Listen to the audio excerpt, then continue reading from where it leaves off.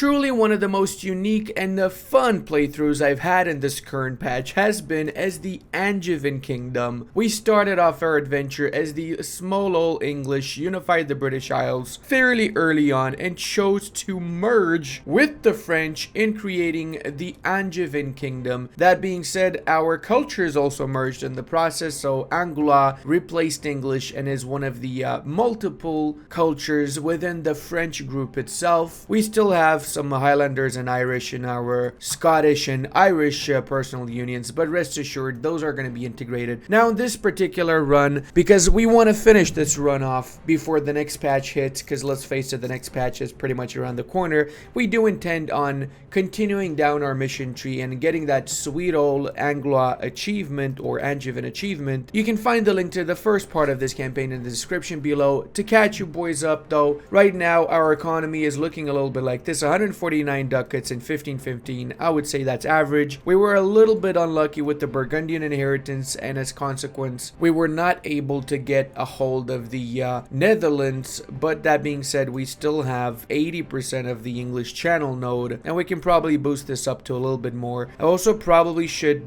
transfer trade from here into the English Channel. Right now we're transferring trade from the Lubeck node, but I think I might actually benefit a little bit more by transferring from Champagne, and once we get the third merchant we can transfer from Lubeck into the English Channel too. We will of course be expanding into the Iberian lands as well as the Italian lands and the HRE itself, since our mission tree allows us to get more flavor by expanding in said directions, with the kingdoms of Spain allowing us to unlock the Act of Spanish Crown Parliament issue. Same goes for the Alpine region. We get the Italian Act of Crown, and the HRE allows us to get some reasons to elect, so essentially we can have an easy time of becoming the HRE Emperor by not expanding into that area but having the electors vote for us. We will focus on that after we focus on the Italian bits first and the northern Iberian parts, because Castile did get the union over Aragon, so we really want to get this entire area under our control if possible. Also guys, if we get 5,000 likes on this video, I plan on doing a very special Irish run where for the very first time in a few patches I'm actually going to play as one of the smaller Irish nations, and I'm going to be restoring Ireland, in the process maybe getting a few of the achievements, because I don't think I have any of the Irish achievements personally. Now our armies are fairly strong. We're going to move these bad boys over to the southern bit since we will have to attack the Spaniards first. I think I have right now all the claims that I need to have. Let me check my Diplo screen. Yep, I got claims on the entirety of Aragon as well as the Basque area as well as the entirety of North Italy, so there's that, right? We also are in the process of Diplo vassalizing the Florentines as proclaimed guarantee, and then we can do, once we got 190 relations, this. Now the Florentines of course have four actually provinces they got cores on. Not sure when they got this one, but sure. And we're gonna use the Florentine cores as our reason for declaring war on the Castilians. Take note, that means we're gonna get less aggressive expansion. Right now we have some issues with the HRE nations that are in a little bit of a coalition against us. Well, actually they left the coalition as soon as I reloaded the save game, but they could potentially rejoin said coalition, so I need to mind my aggressive expansion in the HRE, especially since I plan on becoming the HRE Emperor. We need to be on their good side, especially the electors, so I'm going to be improving relations with them passively here too. Let's go ahead. We got the relations with Florence. Now we got that extra vassal. What about Savoy? I don't mind attacking Savoy too actually, but I feel like that's going to piss off the HRE a little bit more, so I'm going to wait with this particular attack. Or actually maybe I'll attack them with the quick war since they have very weak allies here, and I'm going to give provinces away from Savoy to other countries, return cores, release vassals, so I can weaken them a little bit more. Maybe Milan's gonna do my job for me afterwards. Why not? That sounds like a good idea. Let's do that first before the war with the Spaniards in that case. Since we got 100 relations with the Pope, we can do the Fate of John of Arc, which is gonna give us 10 prestige and legitimacy. Kind of ironic that, you know, we are essentially the English revamped and we're getting the Fate of John of Arc. It was kind of the English that did what they did to John of Arc, so yeah, yeah, you know? Economically speaking, we got a pretty decent situation right now. We actually have a ton of our income coming from taxation, 68 ducats flat from taxation, because we got all of the French bits, and those have a lot of taxes, right? We're also in the process of upgrading the Versailles Palace. Eventually, this is going to give us up to 20% extra national tax modifier, alongside some other bonuses. So I don't mind actually speeding this up. But no, in fact, I'm going to use the extra money to upgrade my centers of trade. Let's see what centers of trade I got right now. And I was right, by the way. We went from 37 to 45 ducats with our income in the English Channel by switching over from Lubeck to the Champagne node. I feel like I need a secondary level 3 center of trade in the English Isles, but I also need to upgrade these provinces. 23 to develop that. If we change this over with encouraged development, it's going to be 18 to develop that. That is so freaking cheap, bro. Holy snaps. We're also 16 years ahead of time with our tech. That's because we got the Chadius von Maximus Henry VII Lancaster, plus some decent advisors. So we don't have any issues with our mana generation, at least not for now, right? Let's start the quick war. I think I might be able to give Austria the province of Trento, since they might have an interest in that. So let's attack yes and rush B, as they say in Italian. It is a classic Italian phrase for going to war. It's totally not a CSGO reference. This is probably going to be one of the fastest wars imaginable, since we pretty much already have most of their provinces either occupied or in the process of getting sieged down. A lady of remarkable beauty and intrigue, the Angevin kingdom gets the legacy of Eleanor of Aquitaine, which gives us until the death of Henry VII, foreign spy detection, favor gain, and some diplo power. Now, if you guys don't know who Eleanor of Aquitaine was, then you probably were living under a tree, because she is one of the most famous women in history. In fact, Eleanor of Aquitaine is the reason why the Angevin kingdom as an idea exists, since the Angevin kingdom itself was a result of her marriage, and as consequence, the realms of Aquitaine, Anjou, and Normandy were alongside the realms of England, the area from which the Kingdom of England was technically ruled. Sure, as for example, later descent Richard the Lionheart spent almost his entire life in the Aquitaine region of the Angevin kingdom. Even though he was the king of England, there's so many famous ballads about him with Robin Hood and all that schnaps. The reality is the man spent roughly 6 months in actual England, barely spoke any actual English. His first language was French, and even though he was the king of England, he pretty much just used the English realms as a means of getting taxes so he can fund his crusades over in the Holy Lands, which is why the whole Robin Hood troubles started with, you know, the English were getting taxed out of their minds, and Richard's brother was the one that had to enact said policies and was the one that had to collect these taxes. So people hated John Lackland, as he was called, more than Richard. In fact, they idolized and loved Richard, when the reality is that his brother John was simply carrying out the orders of Richard Lionheart, or should I say, tax you ass heart, right?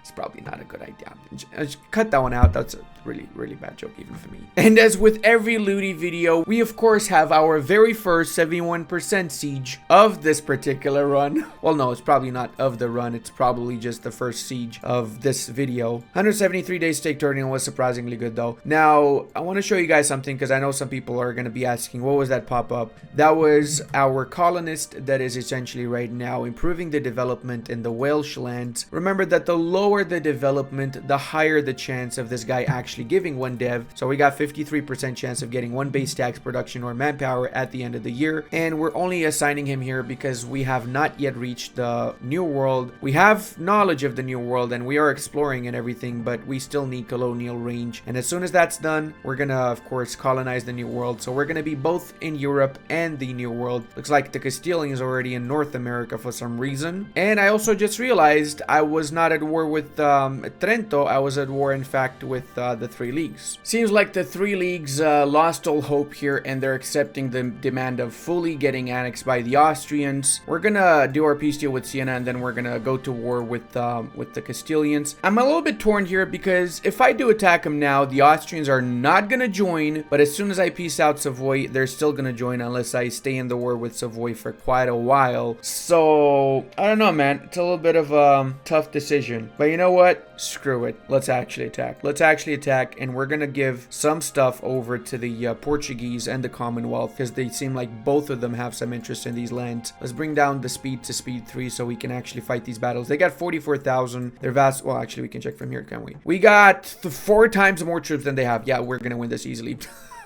How about tech? We have 10 and they have 10. Okay, we're the same level when it comes to technology, at least. Also, can we just appreciate the fact that the Pope has 116% reform desire and the reformation still has not triggered in 1517? Is this one of the latest reformation triggers? And did that freaking siege just go from -7 to -14? How do you go backwards, siege? How do you do that? The good part about calling the Portuguese is that even though I don't really need the Portuguese to win this, what's going to happen is the AI is going to focus primarily on Portugal's land, since they are the weakest on my alliance side. And whilst they focus on Portugal, I'm going to focus on Carpet Siege and taking all of their fortifications in mainland Iberia. And by the time that they finish with the Portuguese and they separately peace out the Portuguese, which is good for me because I don't need to give them any of the lands that I promised I would give. Yeah, by that time, we're going to be able to, you know, wipe out what's left of their armies, right? We can do another one of our missions to now expand the army. So now we are going to get up to 5 owned provinces that have a fortification, and the manpower increase building will get until the end of the game dev cost reduction, garrison size, and fort maintenance. Okay, that's cool, I guess. Should have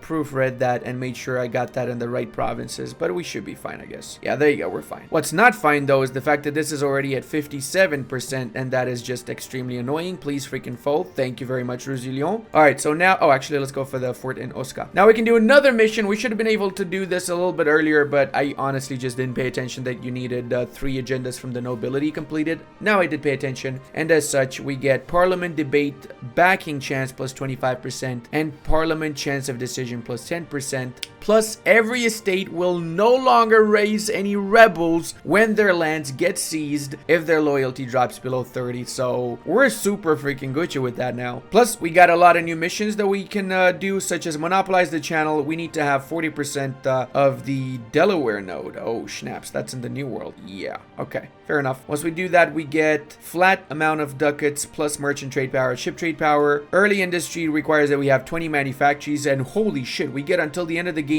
the Watt steam engine, a lot of production and base manpower. Coal is now available if we have embraced the manufactories institution and reached admin tech 23. So that means Angevins are gonna get coal significantly faster. Like what, 100 years earlier? Holy shit, dude. Artist level 3, and we get the Globe Theater plus London gets the... Okay. So for this, I just need an artist level 3, artist advisor. We're gonna have to fire some of these guys. Hopefully we get an artist afterwards, because we really want to do that mission, right? All right, we are gonna be getting our 3rd idea from the exploration ideas. And in case you didn't know what the national ideas of the Angevin look like, this is what they look like. These are absolutely delicious. Core creation cost reduction, tax modifier, discipline, infantry combatability, governing capacity modifier, and years of separatism reduction with manpower. This is just really, really good. Plus, remember, we're still going colonial, so we can handle being the strongest nation in Europe whilst also being the strongest nation in the New World. All right, broski, you can start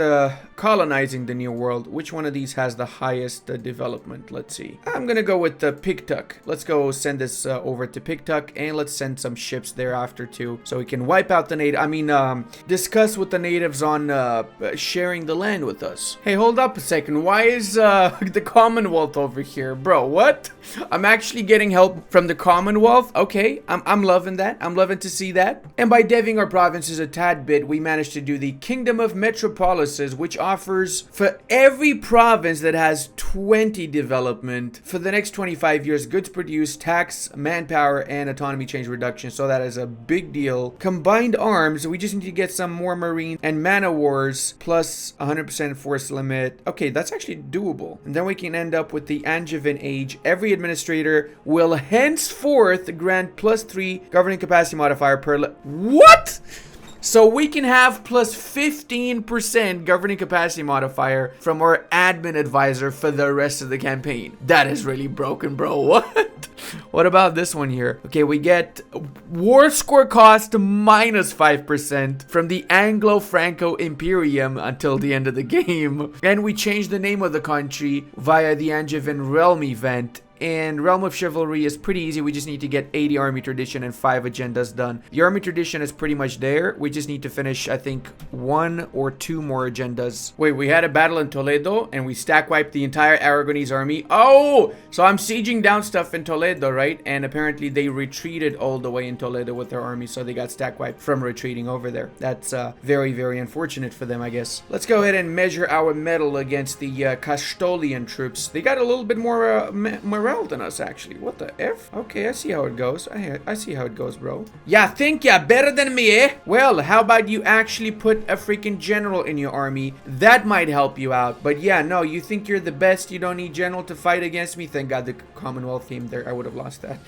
I attacked with no morale for my troops, okay? Shut up. I know what you're thinking right now. The first war against the Spaniards is about to finish. We're gonna destroy what's left of their troops in the southern bits here in Granada. They got the upper ground, but we got like 3 times the troops, so it's not an issue. Now, the thing is, after this, we're gonna need 2 more wars. Actually, I think 1 more war until we can do the actual parliament issue, but it's gonna be a few more wars until we fully conquer these lands, I guess, if we're going down the actual conquest path. We're not gonna peace out the Pope separately because they got one of the cores of our Florentine vassals, so we got to make them a part of the main deal with the Castilians. If we were to piece them out separately like this, it would be 7.1 aggressive expansion, since you know, it is how it is. If we take this via the Castilian deal, though, it would be only 1.7 aggressive expansion. So remember this, kids. In fact, it's only 12 aggressive expansion for all 4 of these extremely high development provinces that are cores of our Florentine vassal. Also going to build up as many courthouses as I can. In fact, I'm going to build 1 courthouse in every single one of my province, since we need to lower the governing capacity, and there's just a lot of other benefits to having said government courthouses in every province, really. I think I'm gonna recruit 1 general, because that means we're gonna get up to 20 army professionalism, and we can do another mission here, namely the found a standing army. This is gonna issue us a few more parliament issues that allow us to build man of wars, as well as the army reforms and the maritime discipline pact. So we can also get the redcoats once we get a little bit more army professionalism and army tradition. This is going to give us until the end of the game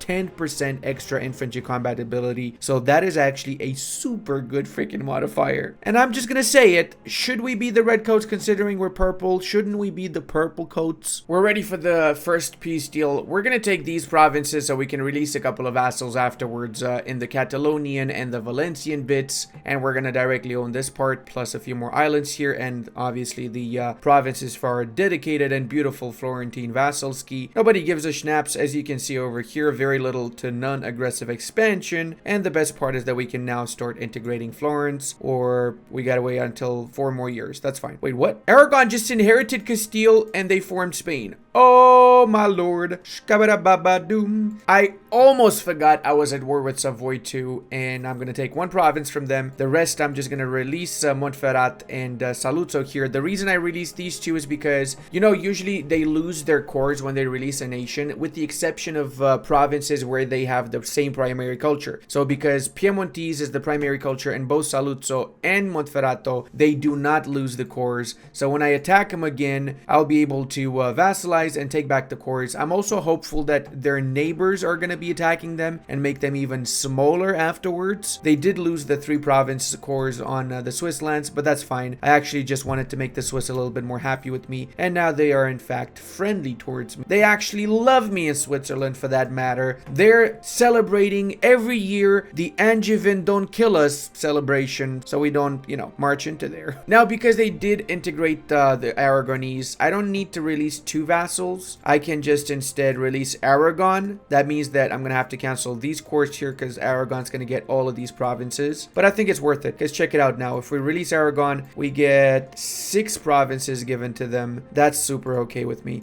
I should have just taken 1 province. If I knew that they're gonna unify Spain, I would have done that. I honestly didn't expect them to have admin tech 10 already, but I guess I should have expected it, so guess it's all on me, really. All right, you guys don't need to do that anymore. At least we managed to directly own 1 province, right? And despite the fact fact that the Portuguese have lost a little bit of trust in us. They still have 85, so they're not going to break the alliance with us. If anything, we could also use our favors to increase the amount of trust that we have with them, but we don't need to. 85 is more than enough. I am going to get some of their manpower, though, if I can. I'm also going to build a few more ships so we get a little bit more trade power in the adjacent node, so we can filter in more in the English channel node after. And check it out, boys. 12 mana points to improve a province that's been improved already 5 times. I mean, that's just delicious. We're not even playing Toll right now. Hey, what do you know? I was right. The Milanese attacked Savoy, so there is a chance that Milan's actually going to take a few provinces from Savoy and keep them as a 1 or 2 province minor, and then we can attack them in a few years again and vassalize them and take back the course. Sacre freaking blue. Finally, we got the Protestants. About time, man. I want to change over to Angevin religion, or Anglican religion. Angevin religion. That sounds a little bit better, doesn't it? I'm going to be attacking the Milanese because I need to have 80 army tradition, so I need to just have as much conflict as possible, as many wars and as many battles. So I'll have a couple of extra wars aside from the Milan one. Even if I don't take land or anything, I will still do the wars to get the army tradition. Hey, yo, Austria, you want help with the Swiss? Sure. I was trying to improve relations with them, but I get it. I get why you're attacking them. You're tired of all of it. You're tired of getting bullied by Switzerland on a daily basis when you're just trying to live your peaceful life as Austrian skiers of the Middle Ages. It's enough, Switzerland. Enough of your warmongering. Oh, Milan, you're never gonna be the same, are you? And my aggressive expansion's never gonna be the same either, for that matter.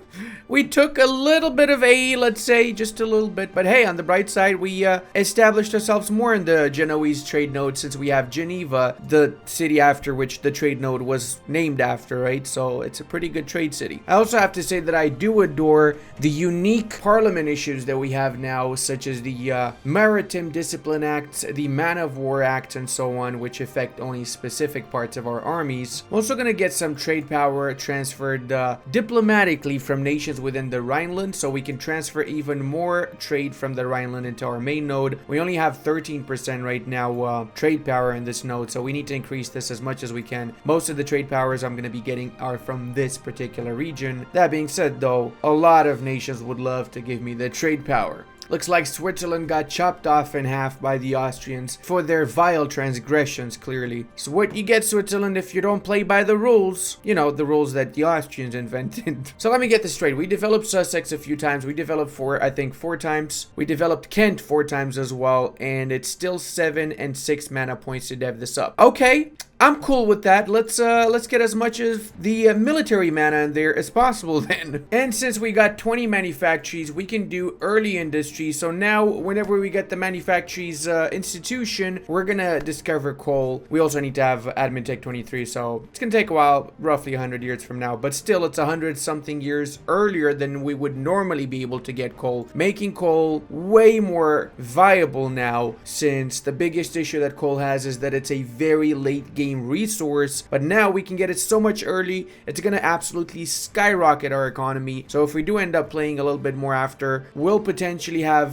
10-20,000 ducats in the 1600s if we play our cards right. My truce is over with the Spaniards, but before I declare my war, I want to do something really special, because I am gonna be at war with the Austrians, and that's gonna bring its own little can of worms. We can fix a few of those worms by allying all of the HRE electors, if you know what I'm saying. I think some of you might know what I'm talking about here. We've been improving relations with the electors, and I am going to be able to get an alliance with all of them now. So afterwards, we're going to take the path of least resistance. I'm going to dismantle the HRE. Seems like the Austrians are not really happy with me allying their rival Bohemia, but is this the face of a person that gives a snap? It's not, okay? Let's go ahead and get our course back for Aragon, and we're going to call in Cologne, apparently, is the only one we can call in. Fair enough. Now it's literally just a matter of getting the capital. We just have to control the capital of Austria. That's it. So we're gonna actually focus all of our armies on the Austrians first, and then afterwards we'll come back and focus on the Castilians or Spaniards. And yes, in case you're wondering, I am losing a ton of Diplo points right now until I get rid of those alliances with the electors, which is gonna be after I dismantle the HRE. Oh, it's on, boys. It is freaking on. We just unlocked our our tercio infantry, so suffice to say this war just got 10 times shorter since they still have pikemen against our actual riflemen right now. Some might say that this is a tiny bit of an overkill, but I think it's a decent amount of troops to barrage and assault Vienna, so we can piece out these bad boys sooner rather than later. Or actually, we don't even need to barrage it. Okay, fine, I know. I don't need to have that many. I'm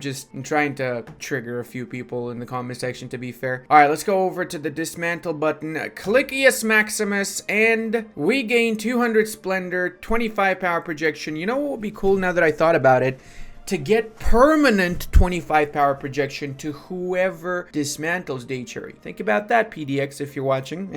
That means we can now do the Holy Roman Empire, Strugel, and we got a lot of core creation reductions and so on that will be of use, and aggressive expansion impact too. I am, however, going to just do a quick piece with the Austrians. I don't really care about them too much. I'm going to focus primarily on the Spaniards, obviously. And let's also change over our units. Of course, I am now canceling all of my alliances with the previous electors since I don't require to have any of these alliance sets. And you know what else I'm gonna do? I'm gonna be attacking Savoy too at the same time here, since it's 3 provinces. Why not? Why not just take advantage of the situation that they're weakened as schnapps? Our first batch of man o' wars has finished constructing too. I'm gonna of course separate these bad boys. I don't want them in my trade fleet. Now we need how many ships for that mission? We need, oh no, we need Marines 30. Wait, what did I need the ships for? I'm pretty sure I needed some ships for something. Well, let's get 30 Marines. We cannot. We only can have 15 maximum. Ooh, we gotta increase our Marine force limit then. I was gonna vassalize Savoy, but I don't really need